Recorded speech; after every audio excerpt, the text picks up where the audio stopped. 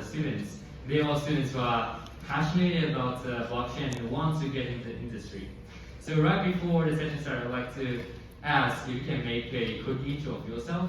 And actually, you can use English, Mandarin, or even Cantonese to make the intro because we have students from all different language backgrounds. I want them to hear their native language soon. So, yeah, maybe we can start from Timmy.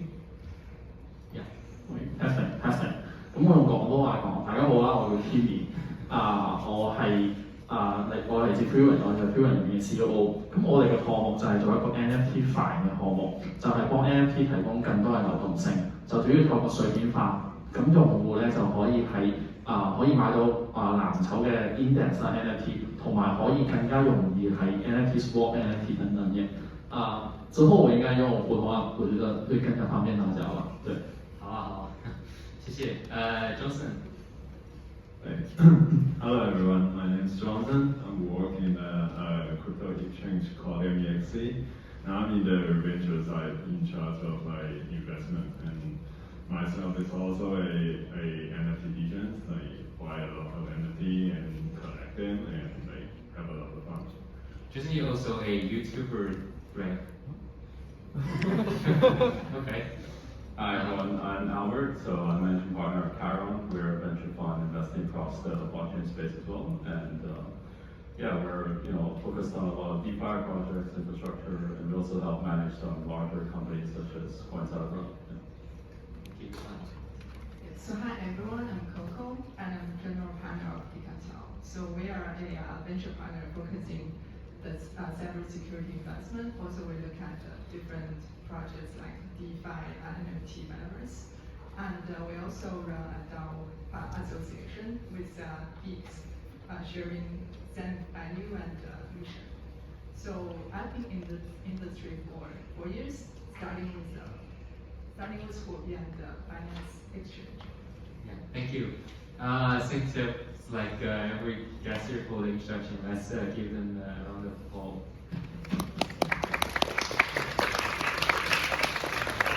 And right now we have, right in my hand, we have a question list from students from the community you just raised to us. And right now I would like to ask all of our guests here for their views and advice. And after that, you're going to have the chance to raise your hand to directly ask anything you'd like to ask about the industry. So let's go to the first question. The blockchain industry has always been known as a high-risk industry in the public view. But at the same time, it's widely considered to be an industry to create wealth and change the world. So how do you position blockchain and Web3 industry as a whole? 这个问题就是想问一下大家，因为大家都说这个 blockchain 这个很乱，然后有很多的风险。但与此同时呢，大家都说 blockchain 是一直在创造财富神话。那大家是怎么看待 blockchain 这个 industry 总体而言是怎么去 position 这件事情的？希望再问一下大家这个问题。Let's start from okay. I think the blockchain is not focused on create wealth for me. I think it's how the world better. I think it's all about. I think in blockchain academy or this in your courses actually talk about how blockchain or crypto facilitate the world or make the world better, no matter in the coin or the technology. I think this is the purpose. On the money is the result or just byproduct for me. Okay, yeah, and I think money, Max just mentioned, is I think money, Max just mentioned, is one of the incentives. A lot of people get into this industry. For me, it's also one of the incentives. But I think I found blockchain technology or Web3 are really exciting and interesting places here. I can learn a lot every day, and I can get a lot of new friends from every project and every industries. And I think this is because I'm not in this industry for a really long time, but I can find a lot of new things and new technology every day, and I think I will leave the time for So the industry is perceived as high risk because it's still very new. And when you have new things, change is constant and innovation is also constant, but that also means there's plenty of opportunity. So like Johnson mentioned, you can learn a lot of new things, there's a lot of new technologies coming out, new business models, entirely new industries like NFTs give birth and it becomes like multi-billion dollars worth. So I think that's the excitement and also an opportunity. So rather than just perceiving the high risk, I think it's a chance for you to make a market industry if you have that kind of energy, enthusiasm, and activity to kind of keep up with the change and also input your own ideas into the industry. So speaking of high risk, I think looking at every new fast-growing economics, there's no difference. I mean, the stock market in the early times when there's not completed and mature regulation frame, there are a lot of scammers and malicious actions. But giving Web3 more time, I think it's going to be better. We call for more regulators enforcement. Yeah, great. So, yeah, speaking of regulators, so actually recently Hong Kong has captured the attention of the world right now. Recently, since Hong Kong FinTech Week, 这个大家都知道最近金融科技周, we have many new policies, announcements has been made during the few days, and we do believe it is a signal. But what specifically does that mean to the Hong Kong Web3 dreamers like students sitting here? Will this time be kind of historic opportunities for new startups and industry participators? 因为最近这个金融科技周，这个香港金融科技周吸引了全世界的目光，我们能够看到香港在推Web3这件事情，这个是毋庸置疑的。但是与此同时呢，那香港很多政策也还没有最终的完善。那现在到底是不是一个对于我们同学来说进入Web3这个行业会出现很多机会的这样的一个历史性的时刻？ For me, I'm optimistic. 就中文英文都很可以吗？我都可以我觉得我是很 optimistic， 我觉得，但是并不是很觉得是个历史时刻。为什么呢？因为大家也知道，以前香港可能很多监管问题，还有其他的，现在可能更多的开放。但是有几个事情要考虑的，因为可能政府的政策他们要考虑很多事情，可能推下来，可能明年初会有。 但是很坦白的说吧，明年初有什么新东西，大家也不知道。可能 NFT 现在才有1年多的历史，他们要监管，或者是要给更多的自由，或者是要讨论的时间比较长。所以我觉得政府对于我们来说是很好的机会，我们有更多的position 你可以工作，或者是你做 startup 的话，你有更多funding可以拿，你有更多的机会。但是整体上来说，政府的要追上发展，我觉得有困难，这是第一个。但是第二个可能是要考虑的是可能是国家的政策。但是我从整体来说，我是觉得是向好的，蛮不错的，对。I agree. 我补充一点点好了，就大家应该也知道，香港政府有一个40亿的基金要来帮香港 startup 的这些人去 build 他们的 company 嘛，然后那个 Cyberport 就数码港还有那个 Science Park 香港科技园，对，他们也有很多政策在扶持blockchain 和 Web3 的一些 project， 但是就我是蛮乐观的，但是另一方面考虑是。香港政府在搞这一件事情的时候，其实是迫于就这几年因为 lockdown 所导致的很多人才流失，加上新加坡在 crypto 这一块已经开始有领先香港的一些情况，然后目前看来其实没有太多实质上的举措吧给到，就看看香港政府后面的一些政策，就总体来说还是比较乐观这样。Feel free to use English if you like. Yeah, 我中文太差，所以用英文来讲。Yeah, please do. We have a lot of actually English learners cannot speak or understand Chinese, so please use English. So I would say don't focus on regulations. let's say you're just graduating or you want to join a new company, the first question you're asking yourself is not what is the regulation environment for like Google or whatsoever. You are interested to learn, you're passionate about industry, just jump in, right? As long as you're not breaking any laws, that's fine. And you want to work with people and companies that are complying with local regulatory laws, that's definitely necessary. But you don't wait for any regulation wherever you are, whether it's Hong Kong, Singapore, or anywhere around the world. So obviously there are a lot of positive developments, but I wouldn't hold your breath and just wait for something to come out from it. Great. OK，我想回忆一下，其实上一个 Open 2049就今年亚洲就是最大的 crypto 的盛会是在香港办的，就在这个行业里够久，就是有很多 memories。对，上一个2049呢，就 Sam 还有 John， 他们来到香港，其实都是希望 create exposure。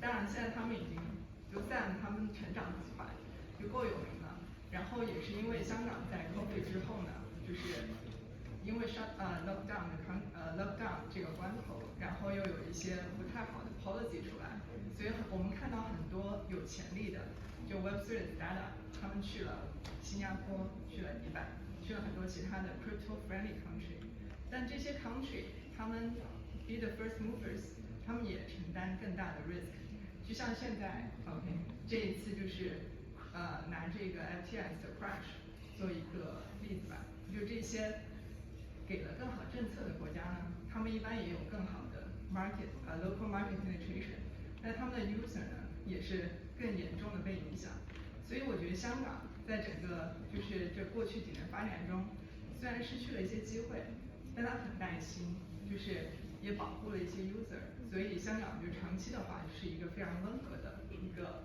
个 hub， 就我们在这里可以是一个很好的机会再去学习。Thanks every speaker for the really good and constructive idea. 下一个 next question. So, all guests here today actually really well experienced industry leaders. But in fact, most of you are still in your early 30s or even 20s. So you guys are still quite young actually. So what drives you? So what drives you into the industry from the very beginning? And please give a kind of specific advice to all the students here who want to get engaged in the industry. 因为今天请大家过来，各位都是在 industry 里面，就是已经经历过很多事情的老前辈了。但是其实大家在年龄上来说，也都是20多岁、30多岁，其实大家都还很年轻，对吧？那大家当时是怎么进入这个行业？从一开始来说，然后是什么 drives 你们进入这个行业？以及能不能给我们这个即将进入行业的大家能够给一些 advice， 能够帮助到大家。Anyone will start？ 我说一说吧。第一个怎么进行业，其实我是毕业前身是 bootcamp， 然后是拿冠军要进来的。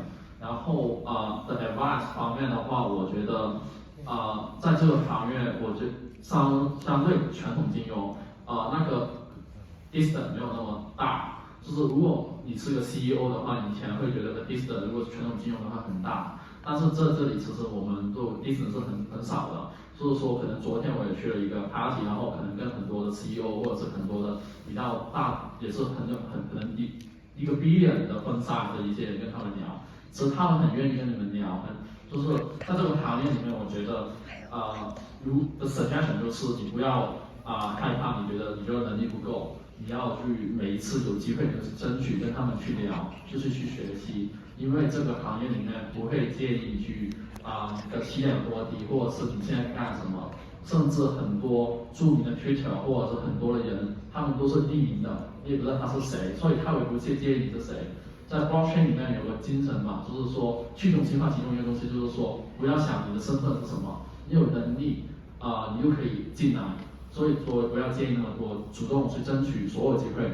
就是举个例子吧，等等你也可以向Johnson请教一下也行，对不对？So yeah, what Timmy just mentioned about is more like there are not a lot of barriers to success, and because the industry is more like an open sea, then there are a lot of new aspects, new sections for you to explore.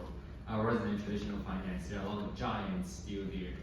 there's also one important and one interesting phenomenon in the Web3 world is we have a lot of parties, and usually people talk about things in parties, and in parties people are all working instead of really chilling.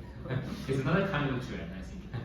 And so you can also look at those guys from the crypto native companies. Most of the crypto native companies workers seems to never wear suits or business forms, so they never do that because yeah, it's a kind of a crypto native culture, so it's really interesting. And yeah, next, Johnson. OK，我相信应该在座的一部分同学应该跟我在 Year 3、Year 4的时候碰到问题一样，就可能不知道自己毕业之后或者之后想要做一些什么东西。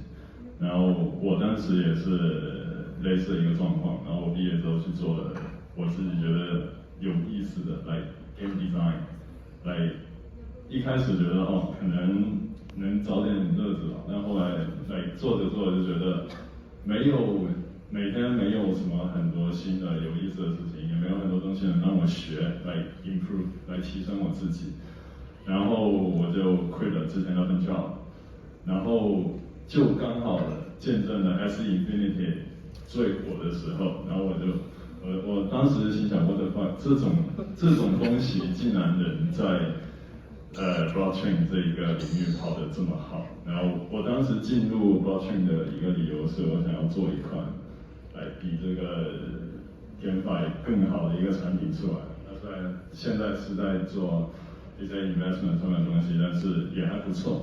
然后给大家建议就是，像我刚刚第二个问题所讲到，每天你要去鞭策自己，去主动的去学习一些新的东西、新的知识，因为其实现在在 blockchain 里面，并没有一个很系统的一些地方或者东西是让你能快速 build up 自己的，比如说 skill set 比如说自己 knowledge 那只有你每天通过自己主动的一些学习和跟进，然后在这边能找到你觉得有意思的事情的话，你才能事半功倍的在这里去进行一个发展。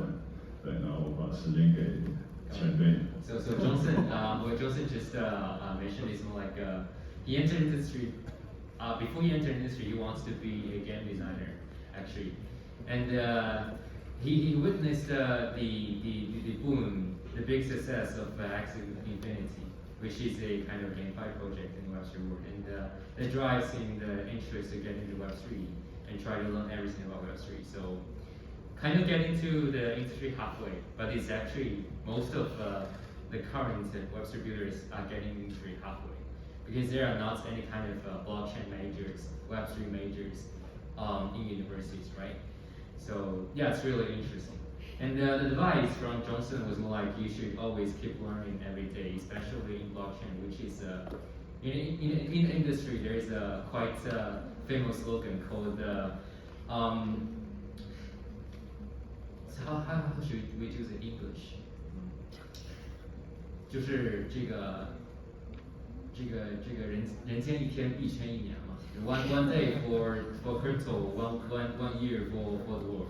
So yeah, the world is changing so fast, especially in the crypto world. So you always keep learning. There are always new projects coming out, new token design, new things happening. Even FTX stuff, there's a lot of things to learn from. So yeah, and time to Albert. Yeah, so I very much agree with Timmy and Johnson. I think the industry is very open, but it's changed a lot since 5 years ago when I started investing across the industry. I think now there's a lot of subsectors. So whether you're talking about technology infrastructure, whether you're talking about NFTs, whether you're talking about DeFi, I think you have to find something that you're really interested and passionate about. And there's plenty of opportunities to connect with people in the industry, whether it is events like Max was saying, or online and Twitter, everything, Discord. People will actually talk to you very openly. And if you show the proactiveness, aggression, and to show that you can really do some work, add value, you can probably get involved very quickly. Okay, cool.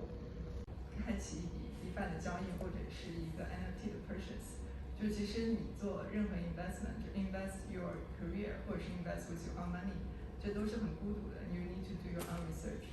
就我当时进入这个行业呢，可能是一点好运吧，因为我原来是在一个 4A 的公司，然后我觉得就是 4A 公司，尤其是在香港，它是一个就是下行的一个阶段吧。就从收入或者是行业的一个地位来说，跟2000年没有区别，就是所以我也很幸运，就当时通过我的校友网络，通过科大就是进入了货币吧，就是也是一个就是比较龙头的交易所，那现在可能已经就下滑到2线了，但是在交易所的工作就是让我能够接触到行业的上下游，就尤其我是在资本部门，可以就是见识到千奇百怪的各种项目，所以就是在我就是自己出来做基金的时候，我是觉得说对这个行业有一个很全面的理解了，对，所以我觉得就是想进入一个行业，你首先做一些研究，然后如果你做研究还是不是那么清晰的话，就是从一个大一些的平台开始，就 it's a more simple. So could we just remind us that initially she was working for the PolyU company, but what's more important is it is more like a kind of the downward industry for that. But when getting the industry in Web3, the first job was in PolyU, which is a centralized exchange, and capital department, investment department. 当时这个部门是叫货币 capital， 但现在已经没有了。就是这个行业的变化是非常快的。So yeah, I was in the capital department to see all kinds of projects. That also gives a quite concrete and overall understanding of the Web3 projects. So when she starts to do her own funds, it will be really easier and familiar for her. So yeah, since everyone gets for the really interesting and constructive advice for students. I hope you guys learn a lot. And right now, actually, we have a couple of questions here in the question list, but I think what's most important is we want to hear from you guys what you have any questions for our industry leaders here. So please ask if you have any. Please raise your hand if you have any questions. Yeah, please do. About the Merkle tree and the proof of the reserves, especially for central exchange. Do you think it's reliable? Thank you. Yeah, maybe I'll go first. So the question was about Merkle trees and proof of reserves and whether it's reliable. I think you gotta go back to traditional finance and kind of understand financial statements. So proof of reserves only half the story. What about the company's liabilities? What is on the balance sheet? You need to have a better picture of the whole balance sheet and like proper financials to get a better assessment of the health of the company, which is just like traditional finance. Okay, thank you. Please. 就多说几句啊，这个 proof of reserve 呢，目前来说不是那么一个 workable 的，就是证明，因为交易所可以证明它的 reserve， 但是不一定能够全面的体现这个交易所的负债。就是 FTX 这个事情爆雷了以后呢，我相信就是行业会就是 come up with 就是更加 transparent 的一个 proof of reserve 的一个方案吧，但是它也只是在现有的基础上做一些改正。如何去建立对一个中心化就是资产平台的信任，我觉得还是需要交给时间和一个就创始核心团队的一个他们作风的认可，就是这个我觉得也是要自己多做一些研究。我补充一点吧，我觉得 proof of reserve 最近大家也是会更多关注啊，但是也知道它也是这2周更多关注，它自己本身是很多可能漏洞可以做的，可能我自己在 Twitter 或者是一些 research 里面可以看得到，是可以就是他们有 snapshot time 之后，或者其他他们可以就是交易所 A 可以转给交易所 B， 还有其他很多里面就是说它 proof 了之后就是 proof 是什么 corner， 还有那些 corner 那个是有多大的liquidity 等等很多问题，所以说我觉得就是 beginning stage 就是这个。然后我刚刚说可能说交易所，我觉得刚刚我们也聊到监管的问题，我觉得交易所是要监管的但是可能DeFi那些，或者是我自己觉得更多自由吧。但是就是我刚刚想到的事情，因为就是可能交易所里面它的确是一个很大在现实的比较有关系的东西，它也是中心化的，我觉得是必须的，就是这个。Thanks for the question. 如果你要提问的 like add up on any questions, please do. If no, like, do we have any other questions? Yeah, please. Are there any trends that you guys are seeing or are looking forward to or excited about, which is non-crypto, just core blockchain? Any blockchain technology application which you guys are excited about, any trends that you guys are seeing right now? Well, I think these are all very synonymous phrases in terms of blockchain and crypto. In terms of technology, I focus more on pain points, I would say. So always looking for pain points that are painful for a lot of people, and it's extremely painful. So I care less about the technology, I care more about what problem they're trying to solve. You can apply technology in lots of different ways. I think one thing that I'm very, very keen on is a lot of blockchain-related cybersecurity. Right, since the beginning of the explosion of ETH 2017 to now, every year we have billions of dollars of hacks and lost value, which I think is frankly ridiculous. For the industry to mature, this is a big problem that needs to be solved.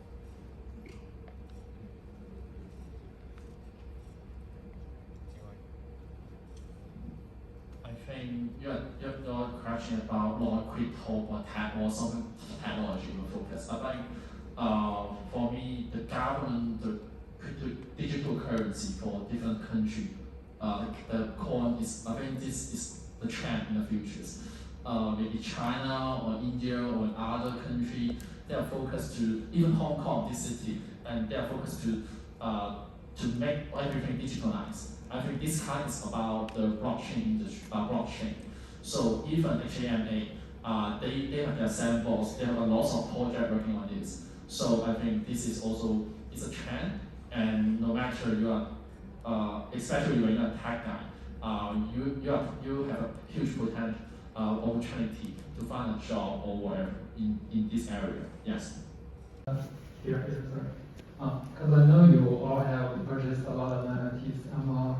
I'm also an NFT vegan and I'm a football trader. So if you look back at the history of NFT, you could see that the NFT, the game of NFT has always been changing from the punks Ethereum cat, and then you guys they have BAYC, the airdrop, MAYC, and the other side ApeCoin. Then the Azuki, they have ERC 721 to save their users gas fee, and then the membership card, and the Moonbird and the Musakami, they use the join lottery mode. And then comes goblins, they like users to mint them for free. So what I see is how people play in this industry, how people play NFT is always changing. So in your opinion, from your perspective, what is the next step? What is the next trend, or what is the next tide of this industry? Okay, thanks. Good question. Yeah, like I'm always thinking about the new chain in NFTs because I follow all of the method of NFT through the past whole years. Like you mentioned from the Ethereum rock to the start of Yoga Lab, the BAYCs, and then to the Azuki, and then you mentioned the free mint started from Golden Town, right? And yeah, I think people are still looking into how NFT would benefit for the world, and I think right now all the a lot of projects, all those projects that needs a whitelist, that needs proof of work to get the whitelist or something. I think it's just a little story. It will pass, and no one will remember that. And I think people is still looking for the true use usage of NFTs as a proof of property or something. And I think for like the next, you mean like the next chain of NFT, I don't have a really good answer for you. It's like just you need to see how people can be creative in this NFT industry. And I think moreover, I want to mention something about the NFT file. Like right now, some people are doing projects with NFT and combining with like financial things. For example, and I think this maybe can be like another chain for NFT to grow. But I think you need to also think about the liquidity of the whole NFT market, because I think you know like NFT market right now compared with the peak is already down for like 95%, and we don't know like for the next cycle whether the NFT will still live or not. Yeah. For the news story, I think we never know what's the news story. I think we always get wrong the answer. We never know globally, just a few days suddenly, or whatever. But I hope GameFi and utility NFT will be the next trend in the futures. You're right. Most GameFi projects are Ponzi, just like maybe Stanley or whatever. I think the GameFi is the token or pay to earn, just is an entry to attract the users. What next is more important. Stack and Asset Infinity, they play a good role in how to attract the users. But there's still, or the industry still need to know what next, how to, where to get the users, just like Facebook is free, right? How their business model, they just sell your data to the marketing and just advertisement. So what next is more important after they get the users. That's why I'm looking forward about GameFi. The second one is about utility. The liquidity actually decreased a lot, but I think NFT just like poverty, even in the world, the poverty liquidity also is not huge. Yes, it's not high. So NFT-fi projects is also another trend to do it, because they can provide a lot of the financial tool, no matter borrow and lending, or for my project is called fractionalized NFT, and this actually can increase the liquidity for this. So NFT-fi project is the second. And get back to the utility NFT, why I think this is about is a new trend. Because in current market, I think with the data, more than half of the NFT or market value is about Azuki, BYC, and there's KFP. And the utility actually is not that high. But when NFT connect to the real world, just like when you buy an NFT, you can get tickets to a concert.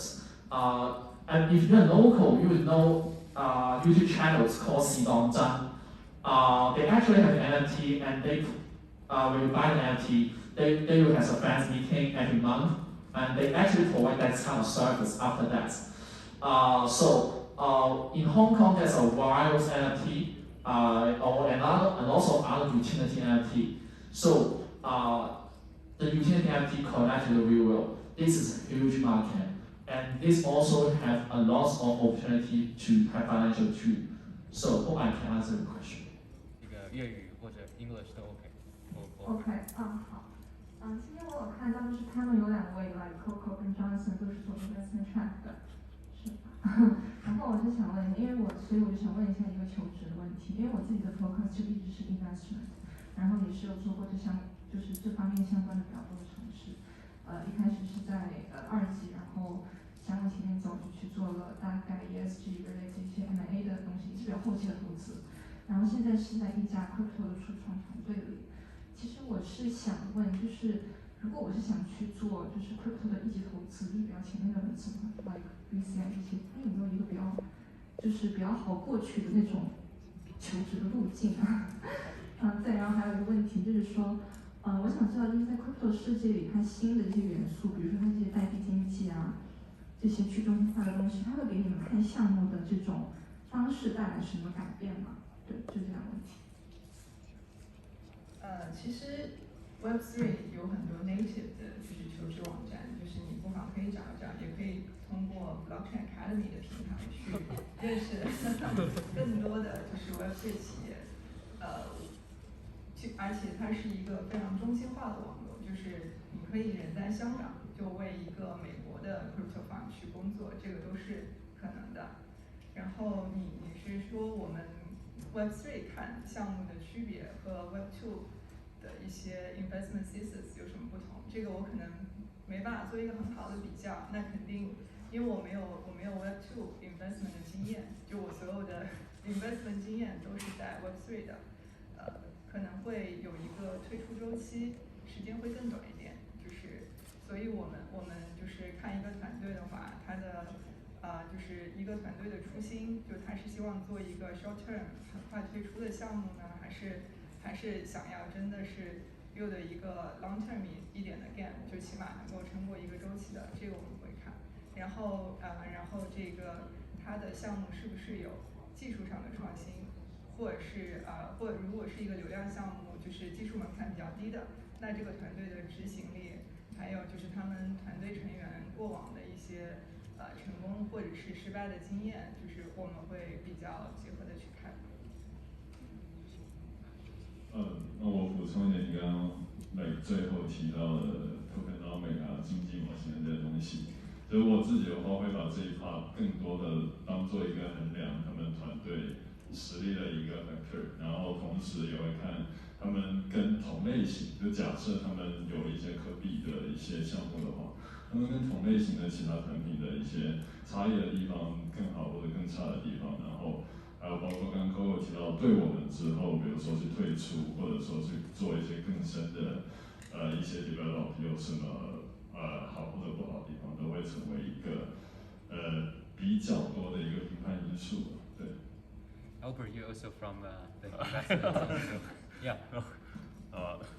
Maybe I'll use English. Okay, I think differences between Web 2 and Web 3, for example, Web 2 companies definitely need to look at all the financials and what's the end of the journey in terms of how I'm going to exit this investment.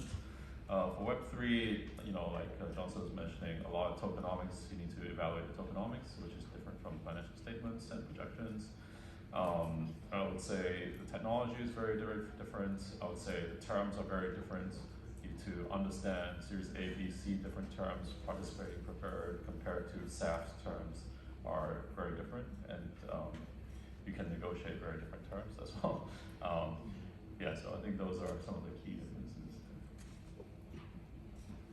Yeah, and thanks for the question. And actually, the time is really very close up. So let's just answer the last question we have. Sorry.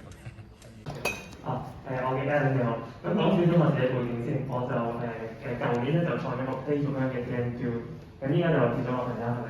咁所以咧就自己研發緊咧一個係 Web 2同埋to Web 3 game 嘅中間嘅一個平台。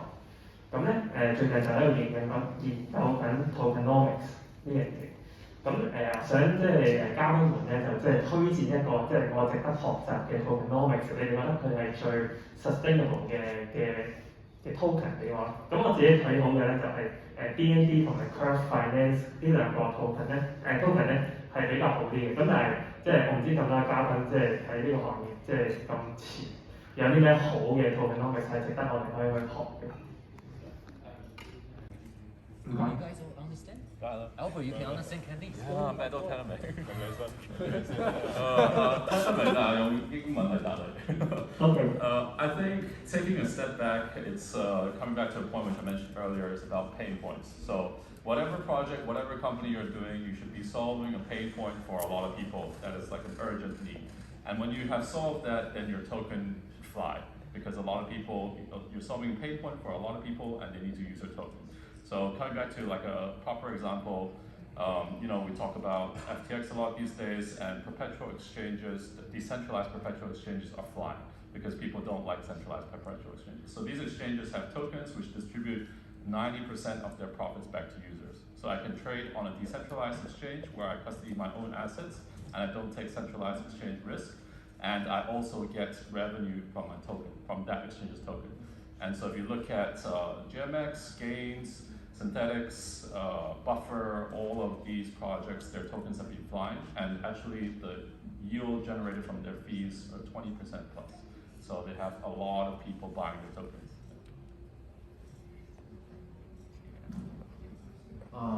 拼 point 的確係最重要嘅問題，即係你諗 tokenomics 前，你要諗到拼 point 先咯。你去 read model 啊，即係你 curve 咁樣，其實你冇 user 用，你零 transaction， 其實你都係冇人 stack 喺度㗎嘛。呢個就係最大嘅問題。所以咁解決個拼 point 之後，我就答你一班 tokenomics 嘅問題。其實 tokenomics 我覺得無論你係 GameFi 定係你係做一個平台都好，其實係冇絕對嘅答案。你要諗一諗第一個問題，你手頭上有咩資源？你有乜嘢 stakeholder 喺你個 platform 入邊？你有投資者，你有員工，咁你有冇啲可能係 partnership？ 佢哋提供咗幾多俾你，或者你點同佢哋 bargain？ 每一個項目都係唔一樣嘅。咁你要考慮呢樣嘢咯。咁同埋要考慮個市場嘅狀況。所以話對於個 tokenomics 方面，我覺得係冇一條絕對答案，但係你要考慮係全部 stakeholder 佢哋你想邊個入場，同埋佢哋嘅出場位係點樣，而你一盤咁樣考慮咯，所以就唔可以齋咁樣睇咯。而另一樣嘢就係話你如果你 tokenomics 係同你個 business 有關係嘅，即係要簽一次 token 啦，其實就要諗多啲嘅 use case 咯。如果齋用你嘅 platform 咁樣，跟住可以有 transaction fee， 其實 use case 係絕對唔夠。有更多嘅 use case 咧，其實就係可以令到你更加 stand out 咯。因為 transaction fee 嚟講，你要to be honest 即係依家嘅 user 有幾多，大家都知道。咁除咗 user 之外，你要諗一諗個 utility， 你嘅 token 點會更多，呢個都好重要咯，就係咁。就补充一点吧，就最好的经济模型肯定是下一个经济模型，然后你可以 learn from the past failures。像你提到你是一个做 GameFi 的项目，那你可以学一下像 X Infinity 啊、Stepn 这些曾经大热的就是 GameFi 项目，他们其实在那个数据的控制上都已经比前人做得好，但他们为什么失败了？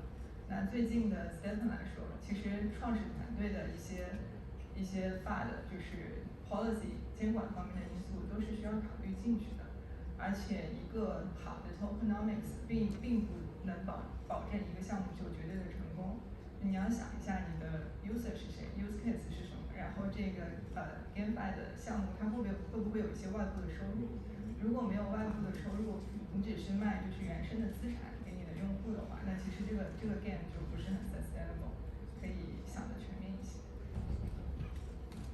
我補充少少啦，咁即係啱啱其實三位已經講晒大概啲所有嘢，我覺得你都可以 learn from the failure， 即係我覺得其實 DoCoin 佢哋做 Luna 同埋 UST 嗰套嘢咧，其實係聰明嘅。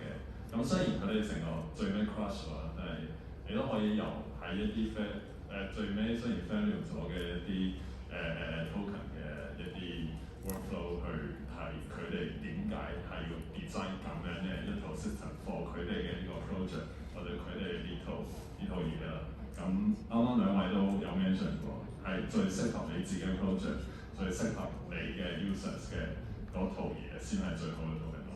係，我覺得咁多。Great. Okay. Thanks for the questions. I know we still have a lot of questions we would like to be answered, but really sorry, we only booked the course for until 10, so it's really the time that we need to end up the session. Thank you all again for attending this session.